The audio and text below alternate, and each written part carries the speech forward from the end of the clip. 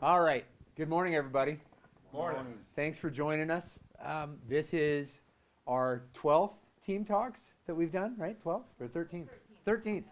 So we're doing 20 of these within a week to try to catch every as many as possible city team members and talk about some things. Let's hit our next slide. So by the end of today, I've roughly estimated we'll be well over 500 city team members that we've gotten to speak with. So we're proud of that. And what we're trying to do here is provide an opportunity to connect with our team, talk about what's going on, share some information, give the chief an opportunity to give a departmental update, and then we're going to have some questions and answers based on things that you have submitted to us. So that's what it's about. It's going to be about I would say probably about judging on our morning one, about a 50-minute discussion time together, okay? So thanks for being here. Thanks for taking time to engage with this. This first slide is pretty good information. This is a track record of some great success of our community, of our city team in the last few years that I think we ought to touch on. We have a AAA bond rating from both Standard & Poor's and Moody's. What that means is when we have to go borrow money for big projects, they rate us. Financial analysis is done. They look at us in terms of our financial stability, the strength of our local economy, and are we a well-run organization? Do we have a good plan, good structure? Do we have it together in that regard? And in both those rating cases, we have received a AAA. You have to be in the very top echelon of cities across the country to have a AAA rating from both agencies, and that is a reflection that we have and we're proud of. Top 20 in the country in terms of growth, cities of 50,000 or greater. We've been in that top 20 in terms of growth in the last decade. We're an all-America city as recognized by the National Civic League, and that is exactly what it sounds like. Just like you have an all-American point guard or quarterback or linebacker, they're the best at what they do, or they're identified as that exemplary player. Well, we've been identified as an exemplary city across the country, and the first Tennessee city to get that recognition since the 1990s. Also, like Money Magazine, other places rate us best places to live. We're consistently top 10, top 20 there as well, and very proud of that. So if I just stop there, those top 4 bullets, there's not a city in Tennessee that has all 4 of those. There might be 1 or 2 that have 2 of them, but we got all 4, and that's something to be proud of. Couple other things, despite all the disruption of the last couple years, be it pandemic, the change in how people work in the corporate world, we still are faring really well. Lowest unemployment in the state. We also have 6 corporate headquarters have chosen Franklin in the last 2 years. You all probably heard about In-N-Out Burger picking us just last week as where they're going to have their eastern half of the country, their hub for those operations. That was a big deal. Every state east of the Mississippi wanted that deal, and we got it. Not just the state of Tennessee, but the city of Franklin got that deal, and we're really proud of that. That's a good example of how we compete and how well regarded we are as a place for people to invest in, build their lives, build their businesses. We do a survey of our citizens every 2 to 3 years. We'll get the new results in the next few weeks, but we ask our citizens, how are we doing? We use a survey instrument that is used by well over 600 cities across the country. And there again, we come out really high on those in terms of scores around quality of life, place to raise your family, safe neighborhoods, the quality of our services. The Franklin Fire Department in particular, you all score around a 98% good or excellent, which is outstanding. And thank you for that. So that brings me to just say this. Thank you. None of that happens without our team. So you need to know how grateful we are for that. None of that happens if we aren't doing our jobs well. People don't invest in the community. They don't do the kind of things they do if they don't have confidence in the quality of how we serve and what that provides to a community. It's invaluable. And so know that you play a huge role in making that happen. Our team plays a huge role in making that happen. That's not something I did or the board did. It is a team effort. So thank you. All right, so I'll just do this real quick, and I could go on slide after slide for what's going to come in 23, but these are things that I think will be really influential in the year ahead. A lot of long-term planning initiatives going on. We have had annexed into the city in the last 2 to 3 years about 1,000 acres down in the southeast.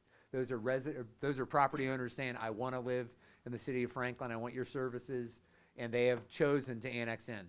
That has changed some of what we need to do in terms of land use planning down there. We're adding that to the mix. The county has reopened what's called the growth plan for the whole county, and that will be an update of what your core city, but your urban growth boundary around your cities look like throughout the county. So we're kind of blending all that together in terms of how we plan for that area. That's really the area that will probably be brought into our updated urban growth boundary. We're also doing an update on our land use plan. We've had it in place a little over 5 years, fully implemented. And so we always plan to come back to it and say, what have we learned having it in place? What's changing in the community? How do we need the land use plan to be adapted? So that's a big focus.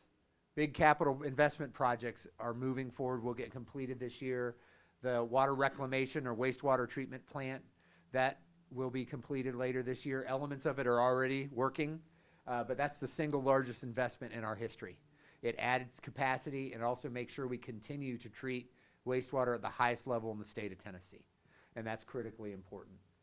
Franklin Road, yes, Franklin Road will get done this year, this first quarter of the year.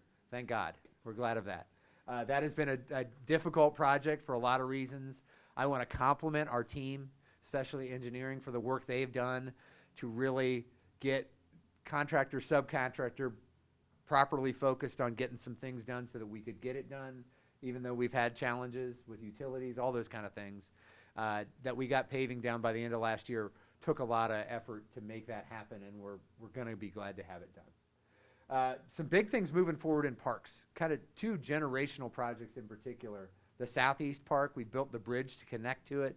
Now we'll start the first phase. That's out for bid, or will be out for bid in the first quarter. Bicentennial Park, to really start to fully develop that park. We've done elements of it, but to really develop that, that will also be out for bid this first quarter. And then the Harlansdale Pedestrian Bridge has already been awarded. We'll get notice to proceed in the next couple weeks. So those are big. And I'll talk a little later, but we're going to get some, I think, pretty clear direction from the board related to the City Hall and a new City Hall development. All right, so one of the most important things we've done over the last nearly 2 years has been a full-blown update of our compensation plan. And we want to talk about that, what that means, review some of what we've done, but also where we're going with that. And it's critically important. Our people are our most important resource, and compensation is a big part of that. It's not the only thing, but it's a big part of that. And Kevin's going to walk us through that, and then I have something to talk about after that. All right. How's everybody doing? Good, good. You like his jacket, first of all. Award for you guys. And I was telling somebody, how do you get that patch there? Well, I bought a cap, cheap cap, cut off the top, and made the patch there, so it's fire coat. All right. That's my wardrobe. Let's talk about this. Compensation 101. I'm going to make sure you understand what we do. To set rates, you know this probably, is that we want the best talent in the city of Franklin. So we want top-tier talent. Part of that, you have to pay well. So we want to be in the top 25% of payers in all of our categories. So what we do is we get all of our job descriptions, and again, that's 275 positions, about 760 people, but 275 positions. We make sure each department goes back and make sure that every duty is in there. So we're not just giving our outside consultant a title, we're giving them the title plus exactly what that position does. And then we tell them what we pay. And then Steve comes back and tells us, are we there? Because we just did this we did this before the pandemic, so we thought we were close. Turns out that things had shifted. And so some positions need to go up 2 pay grades to get us back where we wanted them to go. So that's what we did. Of the 275 positions, 187 positions needed to increase 1 or 2 pay grades. That's 68% of our positions. You see from that second bullet point, that affected 594 of our team members. That's 79% of our full-time employees. So we realized that those lowest 2 pay grades they needed to disappear, so they moved up. And then also, so that's what we did from the compensation part. And then you all know this, for paramedic pay increased substantially. Plus we we created the AEMT pay. So we wanted to be competitive. We needed to do those things to take care of you, and that was done. So let's go back to what we did once we got the compensation and analysis. December of 2021, the pay ranges moved up 5%. And you also probably remember it moved up again, another 5% in July of 2022. So when that happens now, the pay grade is moving up that much because we wanted it to be where I just told you we want it to be. People fall out of the minimum. So what do? You've got to bring them to the minimum. And that's what we did. And another thing we did was if the position moved up, a person in a position moved up a pay grade, they get a 3% bump on what they were making. If their position moved up 2 pay grades, that was a 6% bump. And then we weren't done. We would analyze it, and all people that had a salary that didn't hit $90,000 or more, give them an additional $1,000 on their salary. Those are the kind of moves we made. And you see the impact. That was an $8 million investment in salary increases versus a typical $3 million budget item. So you see, that's significant. Went from 3 to 8 like that. All right. So I already hit that one, that we want to be in the top 25% or better. And I already mentioned that employees made significant pay increases, got significant pay increases. But what did that do? And so we were all excited about that. The money came in our pockets right away as soon as we could, because we couldn't wait until now. Not everyone would still be here. People would find other places to go. So, and I know it's not all about pay, but in terms of the pay piece, we want to get that right as soon as we could. But we realized it'd be compression, and we told you that we'd come back and address it. But sure, if we move people to the minimum, and the minimums moved up like they did, and those of you who've been here longer, people are getting closer to you very quickly because we've changed the pay grade. So we said we'd address compression. Today's the day. We tell you how compression is going to be addressed. Let me take that one. First of all, do you like our shirts? Chief gave us these awesome shirts. Oh, I'm yeah. really proud Oh, of yeah. this. This is cool. I'm going to wear that. Back to the wardrobe. Yeah, that's right. I like it better than just the red homemade jacket. But, that's just me. Okay, so I don't have my laser pointer. It makes me a little sad, but we'll get through this anyway. So this is a real example of a position in the organization that had that impact. And it especially happened because we had a number of people, especially early in their time in that position, that needed to get updated or moved to the new minimum. So this example, year 1 to somebody at year 22, in this example, there's about a $17,000 spread between that, okay? When we did the adjustments we did in July, especially with the people on the kind of the right side of this, again, we got pay here and years of service in position down below. That got compressed. And that 17,000 spread turned into about 7,000, okay? So that's the compression in real life. You all know that, how that happens. And that's what happened. That's what we wanted to address. So let's go to the next slide. We developed a formula, an approach on that with that in mind, but also another commitment in mind. About 6-7 years ago, we made a commitment to our team that we would get you to midpoint, make sure that you're at midpoint by year 8. So we said, well, let's look at that commitment as well as this compression together. What would that look like? And so we came up with a formula based on what it took per year to get to year 8 midpoint, okay? And we did a reduction factor on that, cut it in half, and then applied it. That's basically it. I won't go into all that. I sent you all a video and a presentation in mid-December that went through that in great detail. Check that out. If you have questions, let me know. Let HR know. We'll be glad to walk through it. But that applying that was the key part. Let's go to the next couple slides. So this is the one you saw before. See how flat that was? Then we apply it.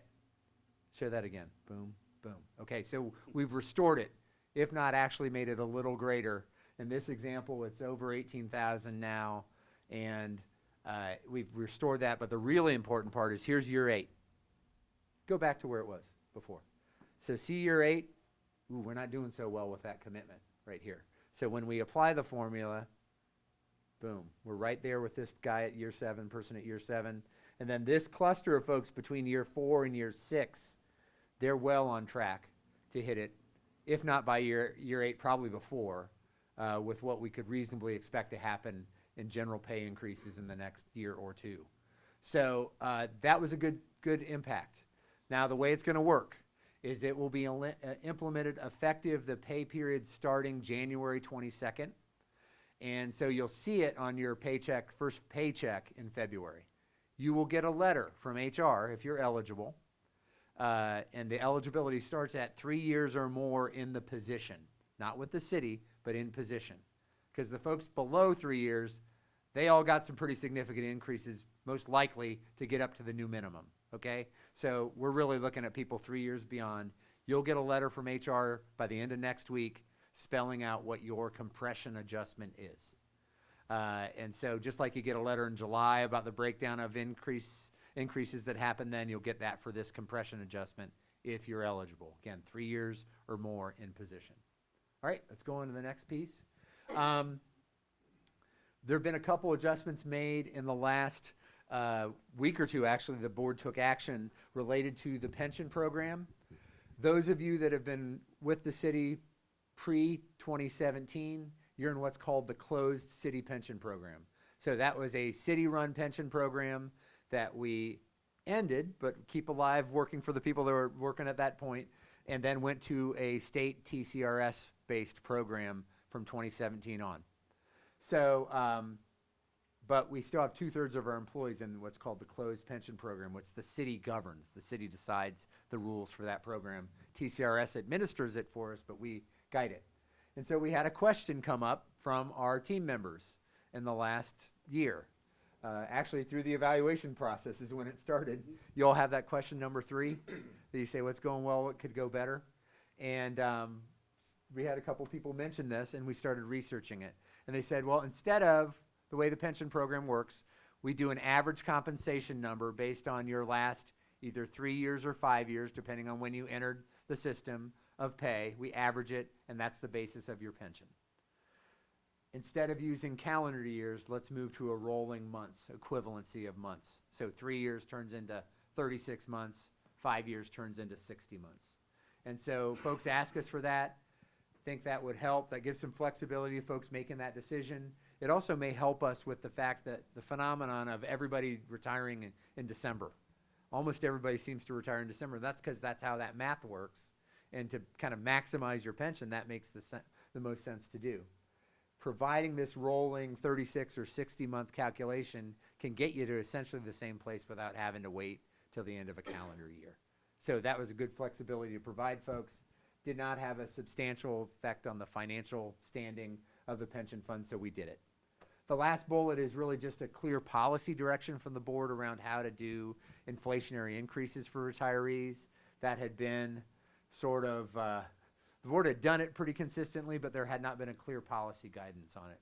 So we went and researched other pension programs, other well-funded, high-performing pension programs, and took what they're doing and implemented something pretty similar. It has a minimum and a maximum of what can happen in terms of an inflationary adjustment.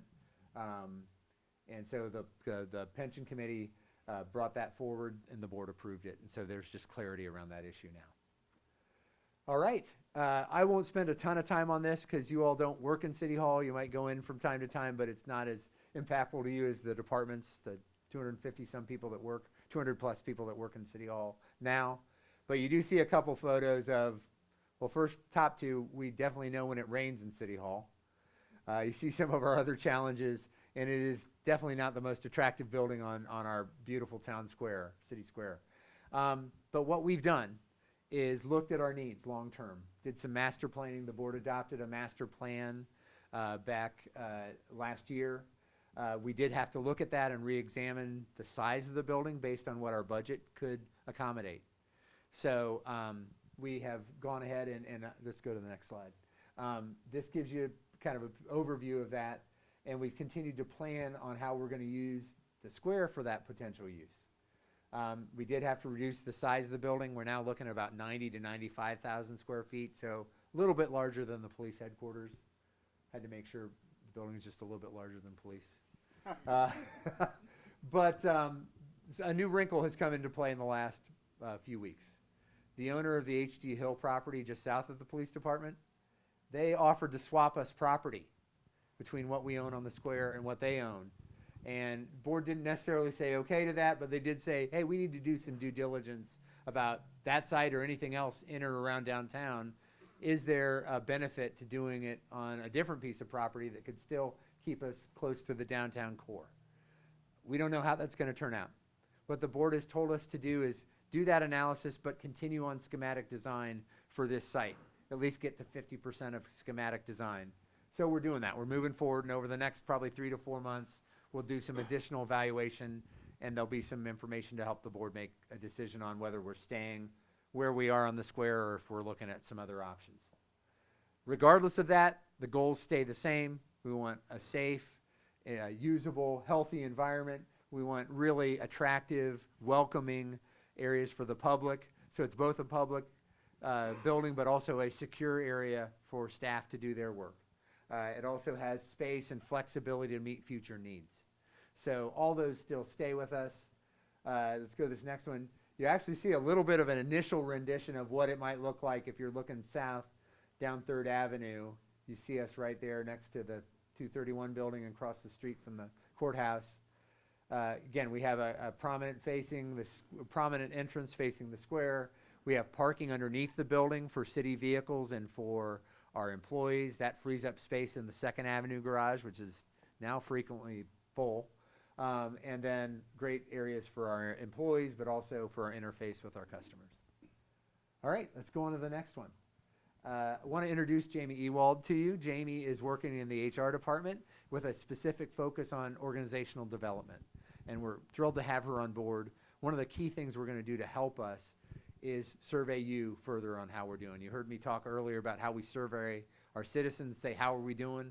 We're going to survey you and ask you how we're doing, because that's really important to get feedback from you, understand what we're doing well, what we can improve on, and be more intentional about that. And so Jamie's going to help us with that process, and she's going to walk through that for you now.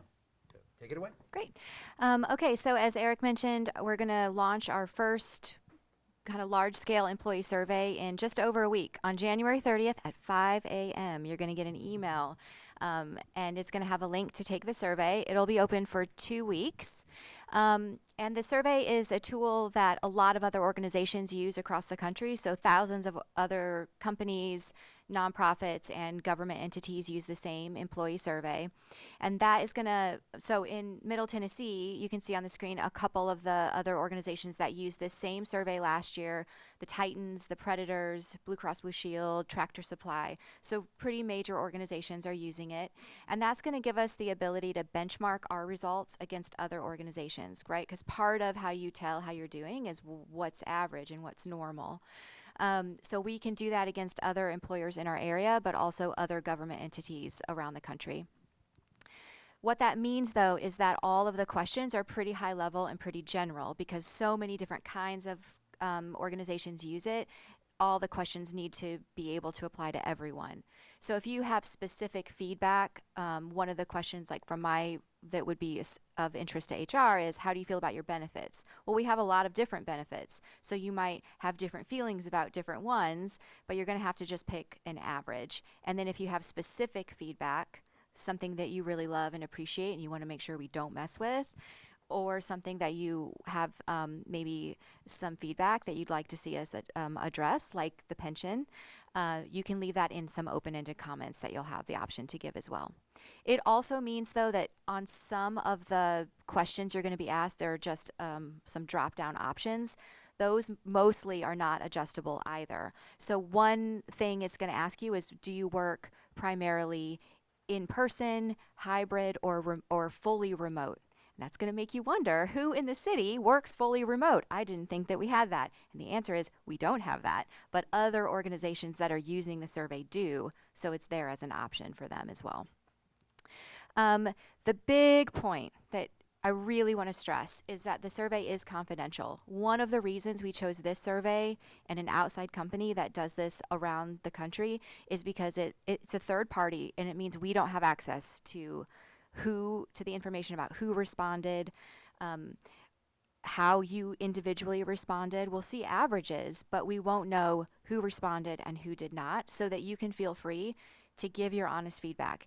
It's kind of useless to do a survey if the feedback we're getting isn't honest feedback, because we are gonna make decisions. So if you want your opinion considered when we're making decisions, you got to do the survey and you got to give us honest feedback. Would you like to reiterate that? I do want to emphasize the confidentiality. We don't want there to be any doubt that people didn't shoot us straight on the survey, okay? So we took extra measures to make sure it's confidential. There is the benefit of having this outside entity in the benchmarking, but the confidentiality was critical to us. So know that that's a priority in doing it the way that we're doing it, because we want your honest feedback, good and bad. So you might be wondering, will I know what the results are if I go to the trouble of taking the survey? And the answer is yes. We know you're probably going to be curious, so we're going to release those results in the spring, and we are going to act on feedback. That'll be a lot of what I do over the next year, is kind of creating a strategy around the input that we get.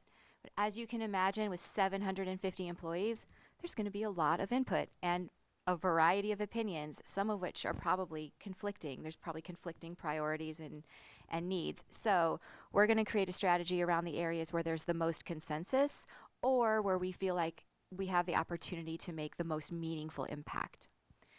So departments with 80% response rate are going to get free lunch, and I know everybody likes that, but you also might be wondering again, how are you going to know if it's confidential?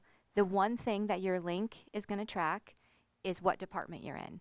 Because as you can imagine, I'm sure you're thinking, you have a different opinion about things. You have a different work experience than probably I do working in City Hall, and probably different than somebody who works in the streets department. So we really want to be able to see across the organization that we have representation from all the groups. Otherwise, if one is very low and another one is very high, especially depending on the size of the group, it might skew our overall results. So we want to make sure that we have feedback from everyone. So it will track your department, but that's it. And it is unique to you. And that is so that the same person doesn't do the survey 20 times. To really make that point they really want to make, you really can only do it once. So don't forward your link to anyone else. And then I also just wanted to give you a little preview of what to expect. It's about 30 questions, but they're mostly all on a scale of strongly agree to strongly disagree. And there are options to leave comments, and then there will be a few customized for the city and also open-ended where you can just say whatever you want to say. Some examples, there's a question about work-life balance, there's a question about pay, benefits, communication, leadership, all these kinds of general things. So I really hope that you'll take the survey. I said in the last one, my dad is a retired firefighter, so I know you guys have opinions. I've heard those opinions around almost every dinner table most of my life. So please do share them. We're asking you for your opinion. Sometimes that doesn't happen. We really do want it. Please give them to us. We really want to make the city a great place to work. I have a heart for that. I'm passionate about it. I know that your work experience affects not only your work, but your family's life. It affects the citizens. So I think we have opportunity to make a great impact, but we need to know what we're doing really well and maybe where we could improve. So your feedback will really help us do that. Did we talk about the bribery? Did we talk about bribery? Oh, well, we talked about the free lunch, but if you want to dangle that carrot for more than that, we go for believe it. in protecting your confidentiality, but we also are willing to bribe you with food. 80% is the threshold to get it. Challenge us with getting 100%. We'll come up with something better for 100%. But honestly, folks, I don't know why you wouldn't take this survey. If you don't take it, you're letting somebody else speak for you. All right? I don't want somebody to speak for me. I want to speak for me. I don't know how you feel about it, but take that 15 minutes. Give us your feedback. That will help us do better and understand what's on your mind. So please do that. All right? And now I think it's time for Chief. We want to give you a chance to hear from your department, what's going on. So let Chief Johnson hit a couple key points, and then we'll go from there. Thank you, Eric. So we're trying to narrow this thing down. I wanted to hit on something that's on the forefront of all of our minds right now, is what about the upcoming budget. Some of the things that we're going to be requesting. I've met with the battalion chiefs, our chief staff, Chief Baltimore, and we've determined we are going to request for 9 additional firefighters this year to help with offset the Kelly Day issues that we've been encountering. To give you a little background, we opened the station up and didn't hire firefighters for it. And so that's kind of put us in the bind that we're in now. So we've recognized that, and we're going to try to move forward in correcting that. Another thing I know that's very close to y'all is the 3 additional lieutenants on the rescue trucks. We realize the importance of this apparatus and the responsibilities and that come along with it, and we're going to be requesting that we take 3 existing positions and promote them into a lieutenant position to fill that truck. This will be the 2nd year that we've asked for it. We've done a lot for pay this year, and we appreciate all the efforts. But one of the things that we're going to request or ask for is the addition of a master firefighter. Basically, we're going to create the same roadmap as our public safety partners did over in PD by creating the master police officer. So we're going to be asking that and working with our city leadership. We're hoping that initiative will go through. Another thing that has come up during some of these surveys is, where's our projected growth, expansion of the department. Our growth is going to be based on development.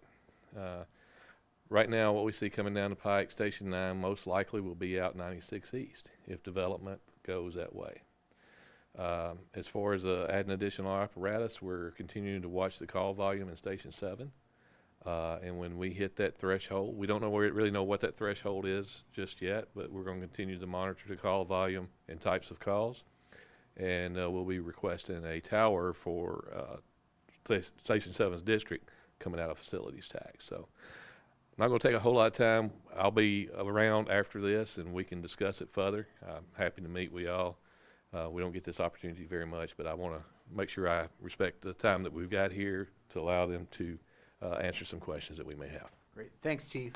Before we go into question and answer, I want Chief and Kevin to talk a little bit. We know there have been some disconnect and some issues between HR and between the department. And so we've been engaged in talking about how to move forward with that. I've individually met, of course, with Chief and with Kevin, but also with Greg, with the BCs, with some other folks in the fire department team to kind of get their perspective. And so this has been something that both teams have been talking about and engaged in a dialogue. And I want to give Chief and Kevin a chance to talk about their perspective and how we're moving forward together. Great. Thank you, Eric. As Eric's saying, we're going to address the elephant in the room. Yeah, we've had some tension between fire department and HR. To say that that tension didn't exist is not being truthful and above board and transparent. So once we recognized that, Kevin and I, Chief Baltimore, Eric, we met and we said, look, we've got some tension. Now, we all know HR is not going anywhere, fire department's not going anywhere. We have to find a way to work together. And in some of these conversations, and we were brutally honest with each other, but in these conversations, I think what we determined was there was a disconnect on what we do and what a majority of the city of Franklin does. We're not saying we're better than anybody else. Our hours of operation are different. We're not a 9 to 5, 40-hour week. And so some of the initiatives that have been pushed towards us have caused issues, especially on our battalion chief and our schedulers on trying to get things done. And so what we've agreed to do is we're going to create a partnership where we're going to take the path moving forward to working together. We're going to be educating Kevin and his team on what we do. And I'm asking them to become involved with you. They want to hear the input from you. It's just like a marriage. Hit a rough spot, that don't mean it's over. You find a way to reconcile, and that's what we're doing moving forward. We've had a good experience in our last new hire testing. I know Brittany's here. Chief Baltimore was involved in that, and we got some positive results out of that. So Kevin hopefully is going to attend our FDIC conference, where he's going to be exposed to some of our leadership and chief officer training, as well as see some of the things that happen in the operations level, to gain a better understanding of our department, some of the issues that we encounter, and how to navigate those in a non-traditional way that most people are used to in a 9 to 5 world. So with that, I'll turn it back over to Kevin. All right, so Chief talks about the fact that we're working our way back to where we've been, and he referenced the fact that it was like a marriage that had a rough spot. I think about the fact that I'm coming up on my 6-year anniversary. It's been like a honeymoon for like 5 years. It's been good. But the last 6 months, I recognize there's been a disconnect. a lot of it comes down to the fact that HR cannot be as transparent as other departments can be. We make disciplinary actions. We can't explain to everyone what's going on. And if we don't move as fast as you would like, I can't get out there and talk to every firefighter and say, this is why I'm holding off. I know it's frustrating, but I can't do that. So what it comes down to is, do you trust the person who's heading up HR? And I think that you're going to see more of me like I used to see before the pandemic. So you realize I'm still that guy who, talk about the honeymoon. I came here, I chose to come here. I'm all in terms of Franklin, working for the city of Franklin and supporting first responders and supporting you. All in. And I remember all the great times we've had. I've been to some of your social functions where you allow non-firefighters to show up. Had a great time. Lost a dance battle, I get it. But I was in there. I've had great dinners here in Station 2, steak dinner Station 7 with Sam Winston. We've had a lot of great times. But yeah, there has been a disconnect. And some of it, I just said, was because we make decisions that I can't be as transparent with you as I'd like. I think if you would hear, you're like, I get it, Kevin, I get it, but can't do that. And then Chief says, some things that I can be more transparent about. Maybe I can see a different way. Maybe I have to see it through a different lens. So he's going to have me go with him to a conference. We say if, we don't know if I can make it yet. But if I can make the conference, we're going to go and spend some time there. I'm going to spend more time with battalion chiefs. Like to spend more time with you socially. Of course, it's a two-way street if we can do the social thing. But you will see that I am that same guy who's all in. Decisions that come out of my office are still come out from the fact that I'm trying hard to do the right thing. And if we miss it, like if I schedule training and I think I give you a month to show up to the training, and that's a good enough time, and I realize not even close to enough time. But those are the things that we can do better at when we start spending as much more time together as we're planning on doing. So I'm still that same guy. Still have much love for you. We're not breaking up. A honeymoon, we're gonna get back to that good place. We're going through counseling, and we're gonna get there. So anyway, yeah, it has been a rough patch recently, but I'm still all in. I'm still here to support you, and we're gonna continue. So does that make me the marriage counselor? Yeah. Ooh, wow. No, Dr. Phil. just to circle back a little bit on this, and having talked to a number of folks on kind of both departments about this, I think so much of it is just building on more common understanding. There is a shared commitment to try to get it right and to understand each other and to treat our people the way they need to be treated and support them the right way. That's what we're all about. So, and there are different paths that we have to take sometimes to do that and different responsibilities. So I have all the faith in the world that we're going to get to a much better place because I know the heart of these two guys and I know that you all care. And we're going to figure out a way to get to the right place. So trust us on that. Have patience with us as we work through it, but communicate to us. This understanding each other is a two-way street. And so that's what we're going to keep focused on. And like I said, I have a lot of confidence we'll get to the right place. All right, so on to our Q&A. And Jamie's going to help guide us through. We'll have you do that. Okay. So we got several questions from the BCs, from you guys. The first one was a question from Fire, but also from quite a few other people in the city. So we'll start there. The question is, are there plans to keep up with current inflation? It seems like the pay study catches us up, but we're behind when it gets to that point. Could annual increases keep us on track or closer to the threshold before the next pay study? So I think the heart of the question is, what is the city's ongoing commitment to pay and to our staff with quality pay? Oh, okay, I can do this. Okay, so let me speak to that. This is something we focus on every budget cycle. We do the comprehensive comp plan review every 3 to 4 years where we look at everything. But that doesn't mean we don't put it on a shelf and not look at it for 3 or 4 more years. We look at it every year. Department leadership is focused on identifying areas where we're either struggling to get the right talent or retain the right talent. So we'll examine specifics around that. We look at all of that. And so we're always refining, but we do the comprehensive every 3 to 4 years. The other piece is when we do budget, the top priority is always what's our capacity for what we can do for our people. That is always there. The last probably 7+ years, we've used an approach that is a blend of across the board increases, either inflation / market, and a performance-based element. That generally has been 50-50. And most of the 14 years I've been here, about a 2.5 or so in inflationary or market adjustment was pretty good for inflation. Obviously, that has changed in the last year or so. That's why you saw some of the things you saw that we did in 22. It was about the pay plan, but it was also about the impact of inflation on our people. So we're always going to be sensitive to that. We're taking that into account. That is a factor every year, every time we do it. Of course, we do have financial realities. We have curves that get thrown at us like recessions and COVID and those kind of things. But it is a top priority for us to make sure we're doing what we can. We understand what's going on in the market, and we're doing things to help support our team on compensation and stay as competitive as we can every year. All right, the next question was from Fire specifically. These next few questions are actually. The question was about the possibility of lowering the cost of insurance for retirees. So Kevin, could you speak to that a little bit? Sure. That's a difficult thing to do, is dealing with the cost, healthcare costs for retirees. So we're looking at different options. I think Eric is going to touch on what we've done before I got here.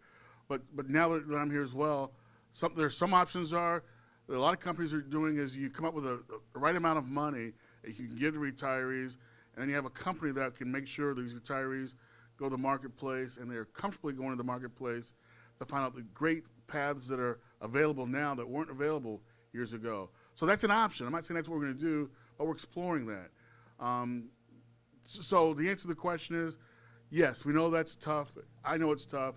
The department's working on it. We're looking at other options, and don't know where we're going to end up this time next year, but yes, we want to address that issue. All right, yeah, so I want to reflect a little bit on where we've been, because when I got here 14 years ago, it was just a set amount. There was an X dollar amount that the city put in for retiree, per retiree for their insurance, and the rest was on them. And that may have been a decent percentage at one time, but over time that eroded, and so we changed that. And we went to a little more like what we do with employees, where we set a percentage so that it would adjust as those costs invariably go up. That always happens. So what we set as a target, at least at this stage, is the city pays 40%, and the balance is on the retiree to pay in terms of those premiums. As you know, for family coverage, our general target for employees is about 80%. So does that need to be higher? Maybe. That's something to look at. Kevin talked about providing some other options or flexibility. So we are looking at that. That's something to be aware of.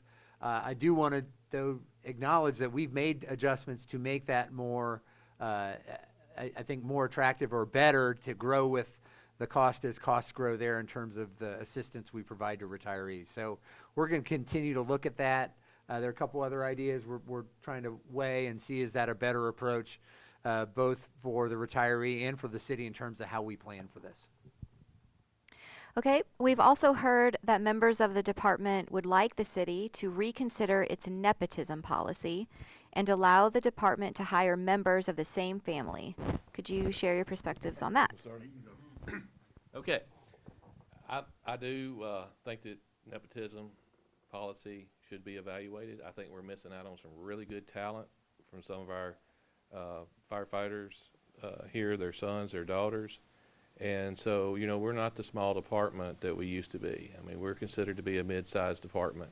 And managed appropriately and properly, I think that we can make it work. And, you know, the big challenge is to ensure that you're not being hired based on your name, but on your skills and abilities. And I'm confident with our command staff and our people who are interviewing that will be the case.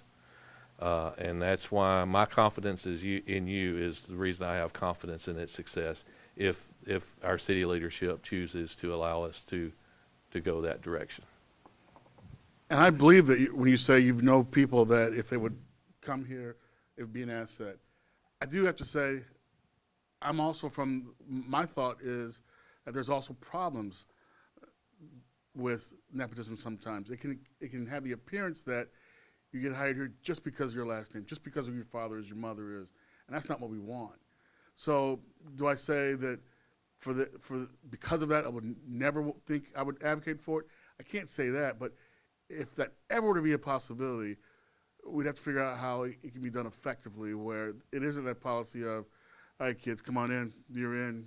And then once they're in, there can be problems. We've had problems before in other places in which we have had people of the same family working for the city. When there's a problem with one, you upset that family member and their associates. Then there are other family members over here in another place. That's problematic. It makes it very difficult. We've had some very rough examples that are just disastrous for city governments. But I'm not saying we can't overcome them, but there are problems. One thing we've overcome is that would never let somebody who's in the same family report to someone in that same family. So that's easy, but that doesn't solve all the problems. So I hear you, Chief. I believe what you say. I think we're gonna have to figure out if that's possible. Those are my thoughts. So, yeah, I'm going to need some convincing on this, to be honest. This is a policy that predates my time with the city, but it is, in general, a best practice in human resources across organizations. It just is, and it's exactly what was referenced here. We want to hire people because of their skills and abilities, not their name or who they're related to. That's a credibility thing for us, for our citizens, and for our organization. So what I've said to the chief and said to others who've asked me about this is say, okay, well, show me how high-performing departments handle that. I don't care about a department that I don't think is our equal. I want somebody who's our equal, or I don't know if there's anybody better. You guys tell me. But seriously, I want to know that. So how does that fit with a model that's a high-performing department? And how do we do that still emphasizes the importance of it's who you are and your abilities, not who you know or who you're related to. And so that's the bar we have to clear. That's what I need to have clarity on, that we've done that well. Excuse me. So that's going to be the question. So I'm not saying no, but I'm saying I need some real strong convincing about how we do that and do that right. I get it. I get the tradition. I get the other pieces. But how are other people doing it that don't undermine your credibility and professionalism as a team? Okay. The next question that we got from Fire, but also other parts of the city, relates to performance evaluations. Very timely, since our self-evaluations were due on Monday. So we currently use TrackStar, which is a 5-point scoring system. And the goals are for individuals, not for teams. So has the city considered changing that practice or philosophy of both the goal setting or the evaluations? Okay, let me talk to the first part of that is TrackStar itself. The contract's for another 2 years. We're going to stick with it another 2 years.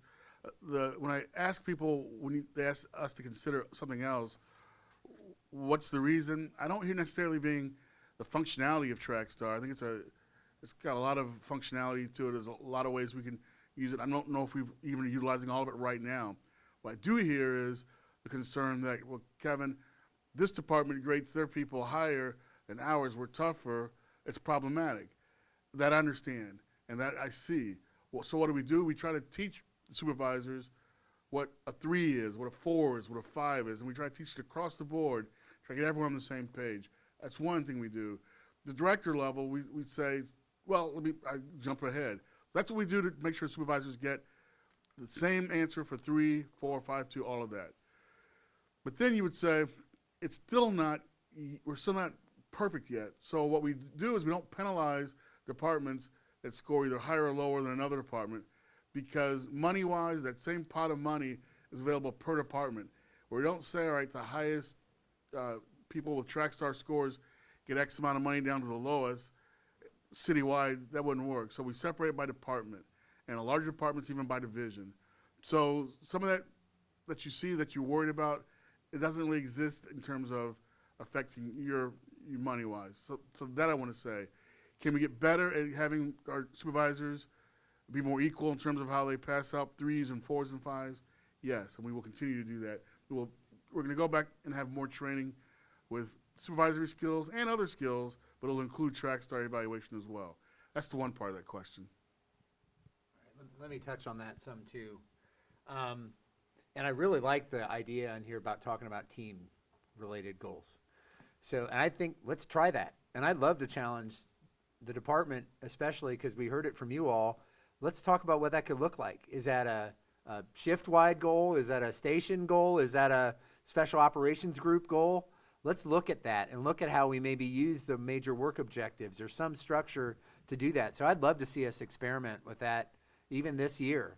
Let's talk about that. I think that's a cool idea. And we had a really great discussion, the four of us, yesterday when we were just like, what questions are we going to try to answer in the limited time we have? And that idea of a team goal is great, and I'd encourage you to do that.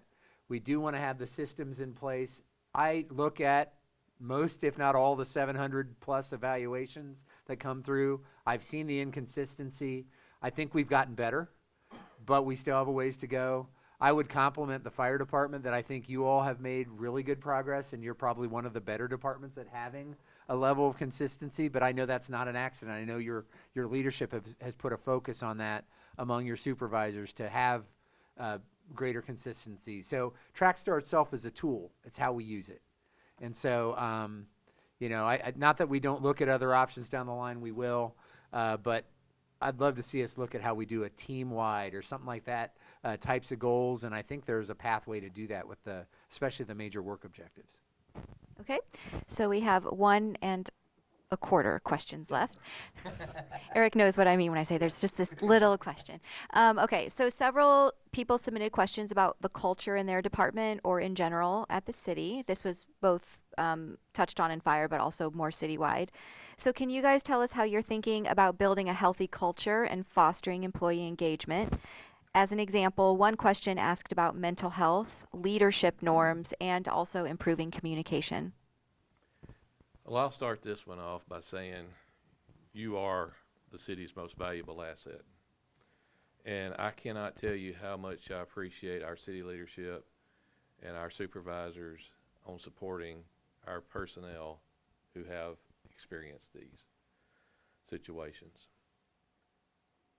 We realized in the beginning, several years ago when we started having some situations occur, that our current EAP program wasn't sufficient. The types of things that we are exposed to, as well as other in public safety, are a little bit different. And it requires a different element of counseling. And so our city, with the city leadership support of HR, has allowed us to go outside and get these specialists that can help, our unique situations that we encounter. And most recently, Engineer Emily Nelms has put a lot into the program. She's made her presentation to the city leadership, and I tell you, our city leadership and our mayor is completely on board. We've come a long way, but we still have a long way to go. One of the most important things is watching your people, watching each other. If you see something doesn't look just right, let somebody know. Take care of each other and maintain the confidence when you're given that confidence. There's a lot of things that go on that I don't know about. There's a lot of things that go on I do know about, but the most valuable thing that you can do is maintain that confidence and get that person help and help them walk that route. I would agree with you again that the EAP we had previously, we outgrew it. And so we switched and we have a different one now. And I'm very comfortable to say it's better. But also, we realize that EAP for the city, for City Hall isn't necessarily when I work for the sort of issues that firefighters have dealing with what you deal with on a daily basis, unfortunately. So yes, there's an avenue for a more robust way to take care of your emotional health. And maybe we'll learn from that and have it in other departments around the city. But we get the fact that EAP is not cookie cutter, not just great for me, it's great for a firefighter. So we've made that change, like you said. As far as the other part of culture, it's things like this They're going to help us have the culture the way Eric wants us to have it, the way the Board of Mayor and Alderman want us to have it. We want to make sure people are, like I said earlier, compensation's a part of building the right team, but it's not the only part.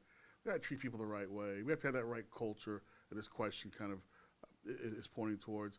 And so having meetings like this will help. The survey Jamie talked about will help get us there. Because again, we're not trying to identify who's saying what. We're just trying to figure out what are those concerns. And it won't all be negative. No, it'll be what are we doing right? What should we do more of? But it's those sort of things. Having that survey is going to help. The training that we used to have, I know all the training that HR either put on or had put on might not hit the mark with all firefighters, but there are aspects of it that are helpful, and we're going to resurrect that again. And yes, this time I'll give you more than a month to figure out how to come to our meeting at City Hall. But those sort of meetings are going to help people realize this is what we wanted. This is how we want people to be treated. So we're going to have more of that again. That's what I've got on that. So yeah, this is really important. This is part of why we're here. Yeah, I showed you the bullets that are community successes early on the beginning of this presentation. And those are great, and those are reflective of us doing really well. And that's a reflection of a lot of good things in the organization. I'm proud of that. But I want to be even better. I want to be great, okay? And part of how we get to great is engaging our team more fully, okay? All of us are smarter than any one of us up here, all right? So let's talk about that. How do we do that? This is part of it. The survey's part of it. The initiatives that will grow from that, supporting our employees more wholly, whether it's a better EAP or more targeted support like Emily and the team have helped develop. We've done in police. We've hired a contracted but full-time counselor that specializes with law enforcement. June McHenry's done this for a long time. And so we're finding ways to better support you and better support your families. I mean, we're kind of all in this together, not just our team, but our broader families too. So we want to be intentional about that. I don't know that we'll get everything right. We probably won't, but we're going to learn from it, and we'll get closer to getting it right with each step because you all make it happen. And we want to make sure we're supporting you the right way.